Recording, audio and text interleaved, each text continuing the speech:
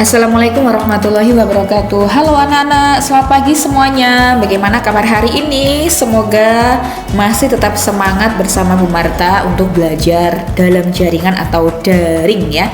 Meskipun kita belum pernah tatap muka atau belajar langsung di kelas, saya berharap anak-anak tetap semangat mengerjakan tugas-tugas dari Bu Marta dan menyimak video penjelasannya sampai tuntas ya.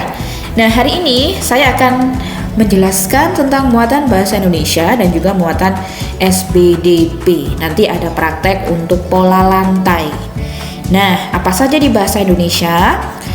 Ada yang mengenai membuat kesimpulan teks media, kemudian di SBDP-nya adalah praktek untuk pola lantai. Sebelum kita mulai belajar hari ini, kita awali dengan bacaan basmalah terlebih dahulu.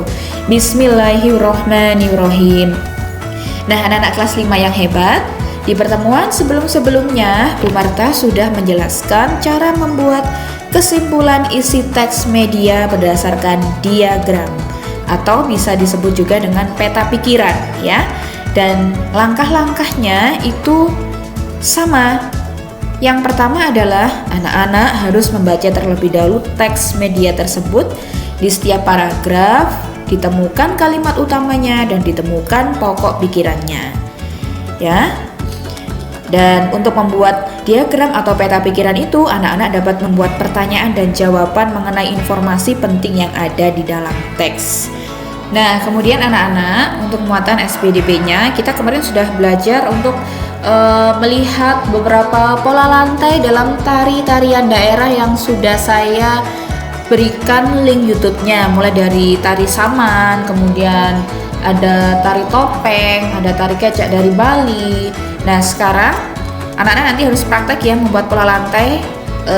Ada Mbak Jenny, Mbak Tias, kemudian mungkin Mbak Endang bisa juga sama Mbak Novi, jadi 2. Nah, perlu anak-anak ketahui ya, adanya pola lantai itu dapat dikembangkan menjadi beberapa pola lantai lainnya.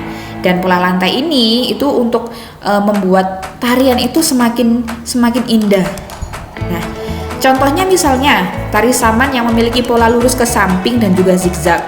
Kemudian pola tersebut dapat berubah menyesuaikan irama musik atau gerakan yang berbeda dari sebelumnya. Nah, seperti ini ya. Jadi kalau tari saman itu awal-awalnya ya, itu pola lantainya adalah horizontal, itu di hitungan pertama. Kemudian di hitungan kedua ini membentuk pola zigzag. Dan di hitungan ketiga pola zigzagnya sempurna. Ya, jadi kedua ini berpindah tempat penarinya. Baru di hitungan ketiga ini penarinya ya sudah sempurna untuk pola zigzagnya. Nah, karena anak-anak kita belum bisa tatap muka secara langsung ya untuk praktek atau peragaan hasil kreasi pola lantai tari, nanti tugasnya bisa difoto saja, dikirim ke WA. Nah, pola lantai horizontal misalnya ini juga dapat anak-anak kembangkan menjadi pola lantai vertikal ya, atau bahkan bisa juga pola lantai melingkar. Nah, saat mengembangkan pola lantai, anak-anak itu harus melakukan gerakan yang kompak agar terlihat menarik. Jadi harus kompak. Tidak boleh misalnya ada yang belum hafal gitu, belum kompak. Nanti hasil tariannya itu kurang menarik dan juga kurang indah untuk dinikmati. Nah, setelah kita tadi belajar tentang pola lantai, ya, nanti Bu Marta akan jelaskan mengenai tugasnya apa di akhir penjelasan video. Nah, kita sekarang belajar tentang PPKN, menjelaskan hak dan kewajiban dalam bentuk komik. Jadi kita melihat komik ya, melihat gambar. Dari gambar itu haknya apa dan kewajiban apa. Ini kalau di LKS anak-anak bisa kalian buka halaman 69 ya. Dan harus diingat ya, sudah kelas 5 harus tahu membedakan hak, kewajiban dan juga tanggung jawab. Nah, anak-anak untuk menjelaskan kewajiban dan hak dalam bentuk komik, anak-anak ini dapat menggambar kegiatan masyarakat sehari-hari dan menuliskan kata-kata yang berkaitan dengan kewajiban dan hak. Nah, contohnya ya, dari gambar ini itu ada anak yang membuang tempat sampah. Nah, menurutmu apakah perilaku anak pada gambar ini mencerminkan sikap tanggung jawab? Ya. Kemudian sebutkan kewajiban berdasarkan gambar tersebut. Apa ini kewajiban yang sudah dia lakukan? Membuang sampah di tempat sampah.